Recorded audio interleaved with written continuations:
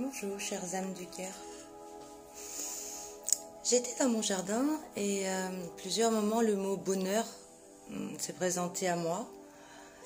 Alors je me dis, pourquoi ne parlerions-nous pas maintenant du bonheur? Voilà. Alors, le bonheur. Il y a 2 ans, j'ai vu le reportage de Julien Perron. Cet reportage s'intitulait « C'est quoi le bonheur pour vous ?» Alors déjà, je peux vraiment vous inviter à soutenir Julien, qui œuvre, je trouve, d'une très très belle façon pour l'humanité. Il est actuellement très engagé dans un mouvement qui s'appelle l'École pour la vie. Et il va y avoir un grand rassemblement, si ça vous intéresse, à Montpellier en septembre. Ce documentaire m'avait incité à aller dans la rue et à interpeller des inconnus de toutes sortes, en leur posant cette question. Qu'est-ce que le bonheur pour vous? Ça avait été une expérience très intéressante et en même temps, j'en avais retiré une grande tristesse. Car finalement, j'avais constaté que très peu de personnes vivent profondément le bonheur.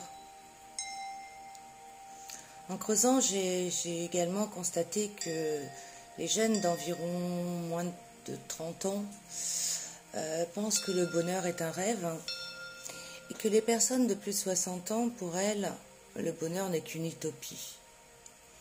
Ça m'avait énormément attristée.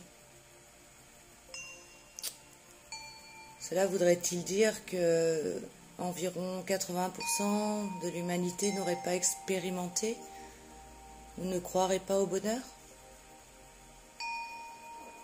Il me semble donc nécessaire de rétablir sa vraie place au bonheur. D'autant qu'aujourd'hui, avec tout ce que nous disent les scientifiques sur les changements climatiques qui vont impacter la Terre, avec le désespoir qui s'est installé auprès de nombreuses personnes, nous avons besoin de nous en tirer de personnes en paix. C'est un besoin nécessaire. Comme beaucoup, certainement d'entre vous, au début, je pensais que le bonheur, je pouvais l'acquérir. Je me suis donc engagée bec et ongles dans des associations. J'ai participé à de nombreuses manifestations. Et contrairement à ce que je pensais à l'époque, ces actions m'apportaient au fil du temps le découragement, la colère, puis une infinie tristesse. J'ai pris conscience de la responsabilité que j'avais.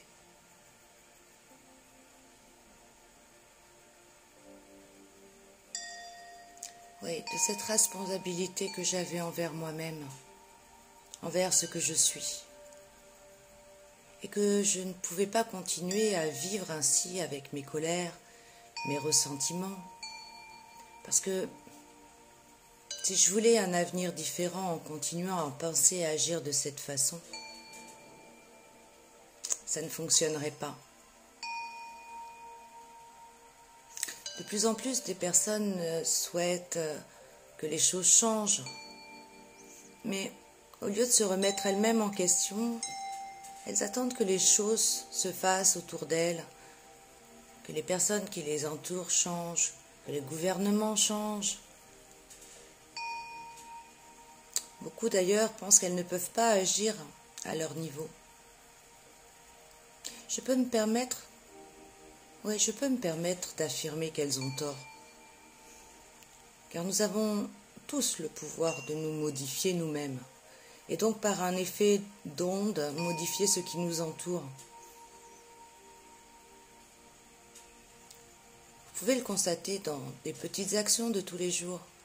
Selon votre comportement, le comportement de l'autre va être différent. Donc si vous prenez conscience que le monde autour de vous n'est que le reflet de ce que vous êtes en vous. Alors vous prenez conscience de l'importance de vos pensées. Avec les énergies actuelles, tout va très très vite. Je veux dire par là aussi que une simple pensée entraîne obligatoirement très rapidement une réaction de l'univers. Que ce soit pour la terre, pour le climat, envers une personne.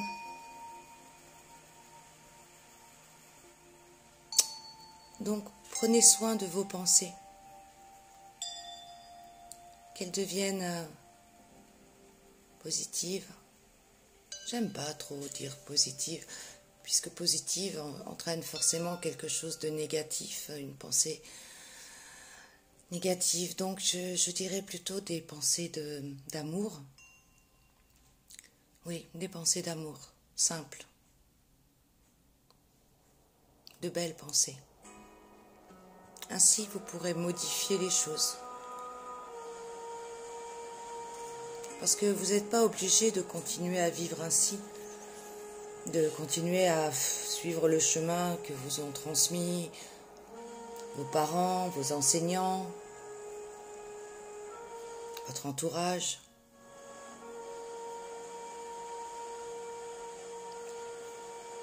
Je vais vous imaginer, non, vous imaginez une situation. Vos ancêtres ont commencé à tracer des sillons dans la terre pour planter, pour cultiver. Et chaque génération continue et continue encore à replanter dans les mêmes sillons.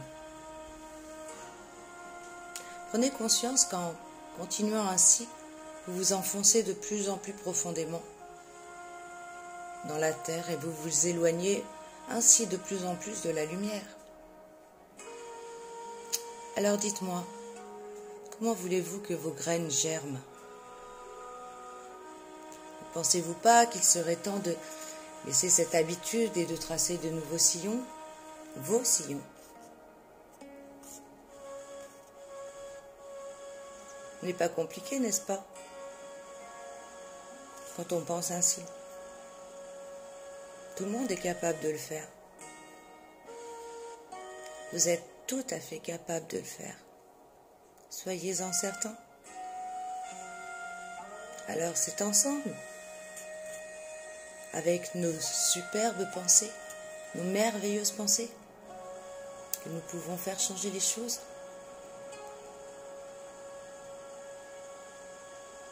Voilà. Je vais pour l'instant vous laisser. Vous souhaiter une très très belle soirée. Et je nous aime. À très vite.